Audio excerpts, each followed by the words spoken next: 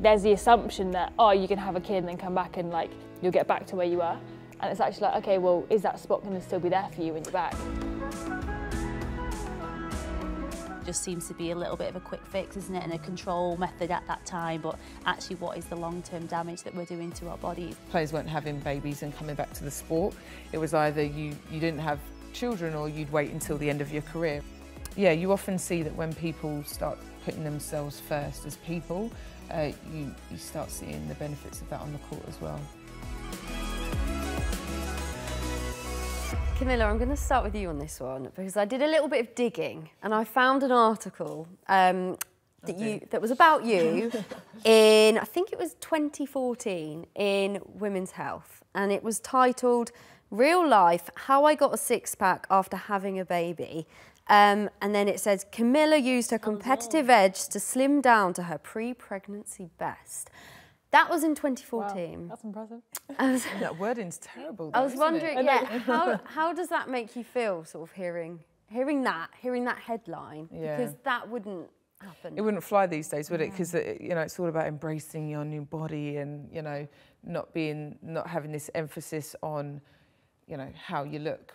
But if you take the context of the article, it was about someone who put on a lot of weight during pregnancy, who then got back to elite sport. Like, you know, that in essence was the context of it. But yeah, that was, I mean, that kind of headline wouldn't fly these days. But yeah, that was a huge journey because you know, as somebody that, you know, changed very much during pregnancy to then get back to elite sport, it was a huge challenge and a huge journey, but I was supported at the time by Karen Atkinson, who gave me as much time as I needed. I managed to get into the best shape of my life after that, the fittest I'd ever been, played some of the best netball, and we've seen kind of in the last 10 years, I mean, that wasn't the thing back then, you know, players weren't having babies and coming back to the sport.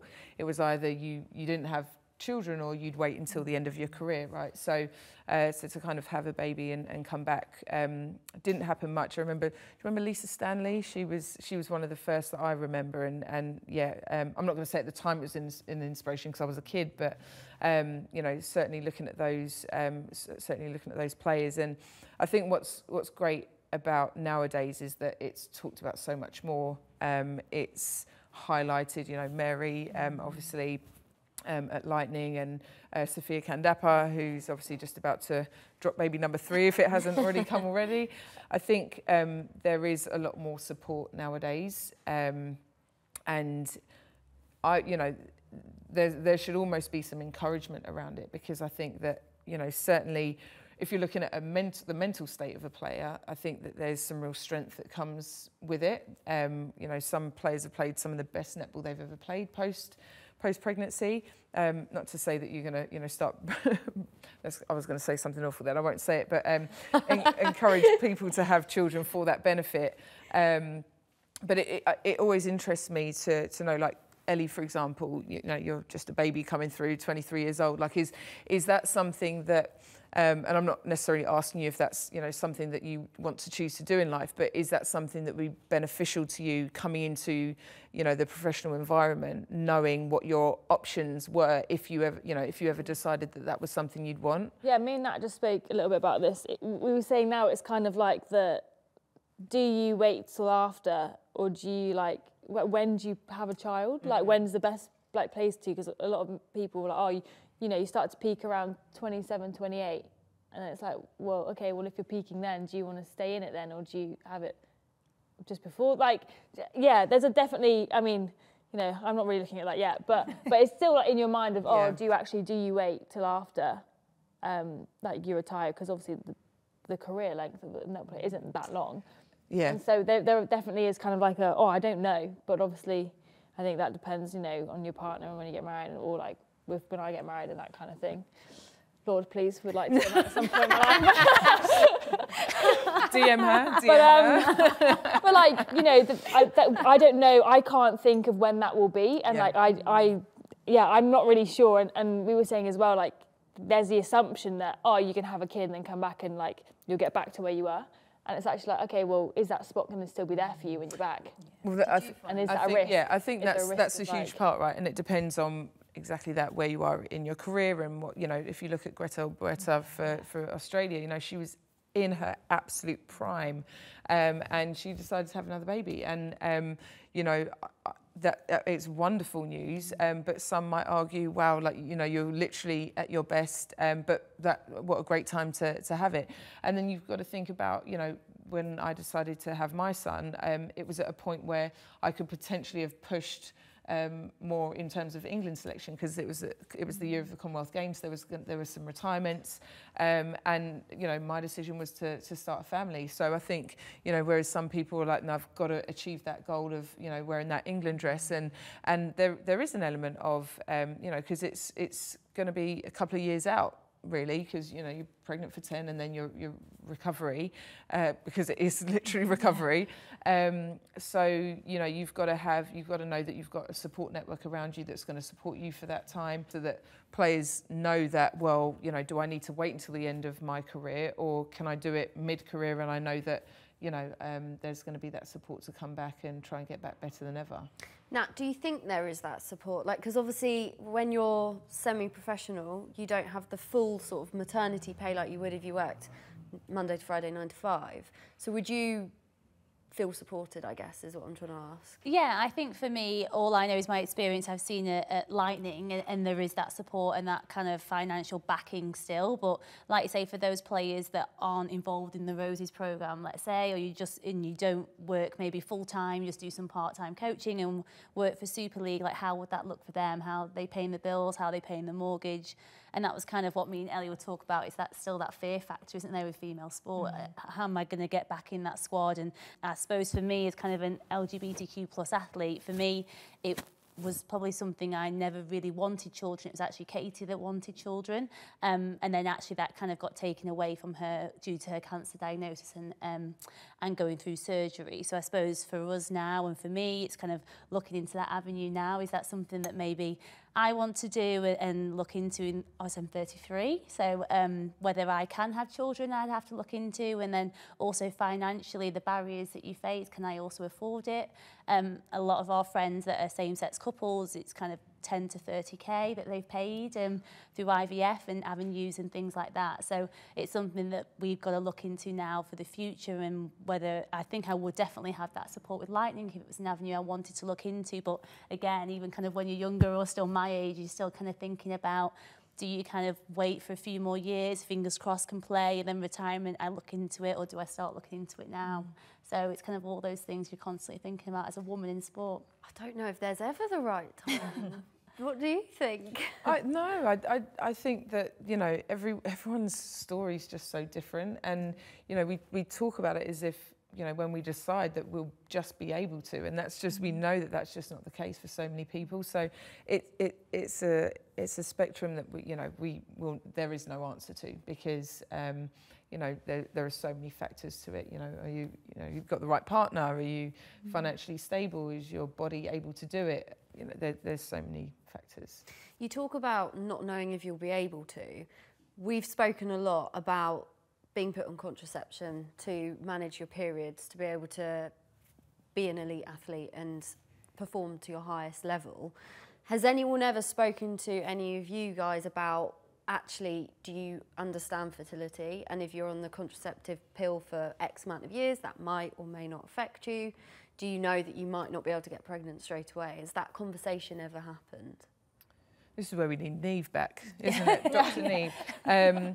I have not been partial to those conversations, but it's certainly something that I would question if there was any kind of tampering, if you like, with hormone balance, because I've seen, you know, friends struggle with fertility for that very reason. So I definitely think that there's got to be huge education around it, if, you know, if that is the advice given to people, players, because it can have such a huge knock-on effect. Yeah, Nat? No, I think you're right. I'm the same. I've never kind of had that conversation. I think, like Neve was saying at the start, when you're younger, it just seems to be a little bit of a quick fix, isn't it? And a control method at that time. But actually, what is the long-term damage that we're doing to our bodies? And it all comes down to the research of this, isn't it? That's what we need in female sport. We need more research, more backing, more funding to let's find out all this for this younger generation. Ellie, because you're the baby. you're the young one. Have you ever thought about any of this? Yeah, definitely. I think I'm not on anything. Like I'd like to, you know, leave my body as it is, and thankfully I don't have any. My periods aren't really bad, so I don't have to, you know, explore that option. But I've got friends that, you know, are on it and tell me horror stories, lots of which are in our league. And then also other players older who have, like friends and older players who, you know, have had miscarriages and like now are in that part of their life where they want to have a family and actually they're really struggling to. And that's a range of ages as well. So I think it's definitely a thing that I think is coming to light a lot more. But yeah, I don't think we have a lot of like research or explanations as of yet of why that is potentially happening. Like I've heard some people say, oh, you know, potentially like all the stress that we're putting on our bodies from like this, you know, elite level sport could have an effect. Like what effect that is, we're not sure yet. So I think, you know, that's definitely kind of in the back of your head. So yeah, I think this whole kind of thing of like, okay, is there a risk to this? Do I wait? That kind of thing. You think you've got to really be sure on what you want in life, and netball's not going to be life for like the rest of your career, like playing wise. So, you know, what do you prioritise, like for this life? Like, what do you want to have a family? And I think that's got to come before. And I'm saying this, I'm having a realisation now. But like, because obviously not really thought about it before, but like, you know, what do you want once netball ends at however many years old, like what do you want after that? Like the majority of your life is going to be post playing netball, like at an elite level. So what do you want that to look like? And I think that has got to have an impact on what you're thinking about and doing now. Yes. I just jump on back kind of what Ellie mentioned as well, kind of about kind of knowing your body and what your normal is. And I think that's kind of really important, isn't it? People kind of get offered the pill at the minute. And for me, with my wife, actually her cancer diagnosis was from not getting diagnosed with endometriosis when she was younger, and actually her periods. And I think as women, we're just told, aren't we, everyone has a period. And if you're in pain and you just kind of suck it up, get on with it, everyone has them. And actually that isn't the case. Like some women really suffer, and young girls are going through all this pain and agony, and that isn't normal. But I think it's making sure that people are aware that that isn't normal, and actually what endometriosis is. I actually didn't know until she got her cancer diagnosis anything about it until kind of last year. And if it was something that we'd maybe have caught, maybe this wouldn't have happened later down the line. So I think you're right. I think with female health, we have to find out more information, but also make sure young athletes, young girls are actually getting that information of what their normal is, and actually what is normal to a normal body. They shouldn't be going through this pain and kind of just be getting offering pills.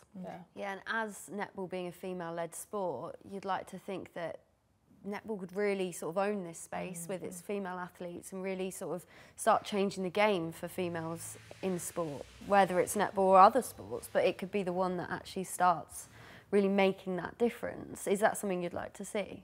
Oh, 100%. I think we could be trailblazers in so many aspects, but I think what's really unique about us, you know, is it's not just a female sport. Men obviously do play. There's mixed netball. Female-led is how I've been saying. There we go. But no, for sure, we could, you know, hold that space and drive it forward. So, yeah, let's do that. You mentioned Katie. Is she cancer-free now? We've got actually her scan results on Friday, which will be, fingers crossed, a year cancer-free. So, yeah, fingers crossed. So big week kind of for us as a family and for her, and just kind of watching her journey for me is just kind of incredible. I think I was kind of saying earlier, I kind of feel like the last 2 years I've enjoyed my netball more than ever, because kind of just realised how lucky I am, and just being able to play and move my body. And I think I'm tired, and I watch her going through chemo and think that you don't know what tired is. 60 minutes at the centre is nothing compared to what some people are going through every day. So I think for me, just grateful of what I can do and being able to move, and for us as a family, just kind of enjoying this next step, fingers crossed. Well, you've been playing some of your best netball in the past 2 years. You've been absolutely thriving out there. So that's really good to see sort of that side of it and how you've taken a positive. But it must have been really difficult sort of juggling everything as well. Maybe that peak might not be 27, 28. Yeah, no. Oh, Yeah, there you go. Well, now I need to think about other things as well. 35. Yeah, 35. But yeah, no, thank you. But I think it's that pressure. I think my one bit of advice I wish I could give myself, even now looking back when I was with England and the Roses, to kind of enjoy it and be in the moment. Oh, 100%. I think we know it's pressure and we know we try to handle it, but I do think at points it really overwhelmed me and I probably couldn't enjoy it for what it was. And I used to sit there and kind of look at players like Serena Guthrie and kind of really see her in the moment and kind of want to be that and kind of be like her doing that. And I think it was something I just couldn't do, and probably what's happened with Katie has made me do that and kind of made me reflect and kind of look at myself mentally and how I manage things and how cups are filled and overflow, and I actually don't need to put the front on and be fine all the time and actually kind of reach out to people, lean on people. And I probably did that more than ever last year. And like normally I'd be, I'm fine, get on it, step on the court, you're all good, and actually cried for help quite a lot. So that's my one bit of advice for kind of young athletes now, like you don't have to be okay and you can't give 100% every day. You just give what you can and what that looks like, and you try your best and you enjoy the moment. So yeah, that's my kind of new motto now for the Super League, just soaking everything up and every opportunity and knowing I'm in a very privileged position playing netball. That's so nice to hear that you're in a really good position and that has allowed you to almost take a step back and sort of reevaluate sort of what you were probably saying to yourself mentally when you were in, you know, in playing for England. Yeah, I just used to put so much pressure. I kind of wouldn't sleep the night before a game, and you know what it's like in Roses, and it feels you're obviously on trial all the time, aren't you? It's constant contest, and that's what it's about. And you can, some people thrive off that, and some people don't. And I think everyone's in a different position. But yeah, it's probably one of my regrets, kind of looking back, kind of with my international career, is probably not embracing those opportunities or moments just because of the fear factor all the time and the what if I did that or made those errors. So I feel like now purposefully making sure in Super League, just kind of stepping out there, as much opportunity as I get or the coaches give me, just relishing in that moment and enjoying every second that I can. Some good advice there. Yeah, I'm taking it in. I'm taking it in. Someone that's just I was here like, yeah. It's hard though, right? Because you mentioned Serena Guthrie, and this is, you know, just some really honest observations. Like, you know, Serena she's a once in a generational player, right? Was labelled one of the best in the world, one of my favourite players ever.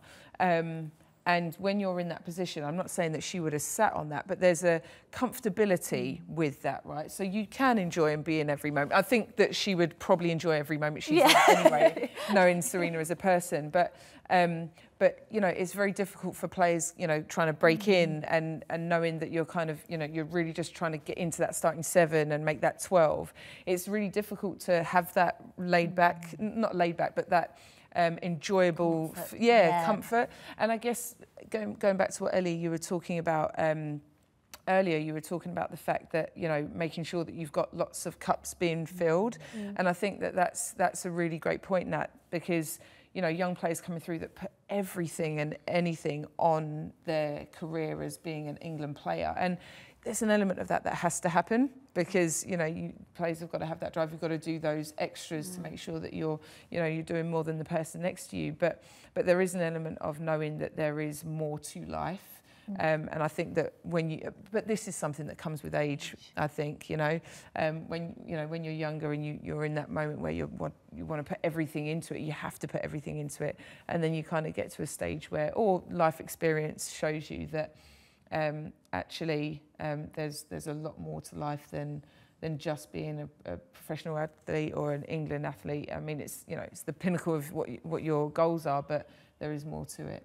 Yeah, it's hard to have that perspective, I guess, when you're in it, though, isn't it? Yeah, very different, and it's almost an impossible balance to strike. I think it's, as you said, it's either got to be that you've matured, or you know, life experience has shown you that actually there are other things out there. And you often see that when people start putting themselves first as people, you start seeing the benefits of that on the court as well.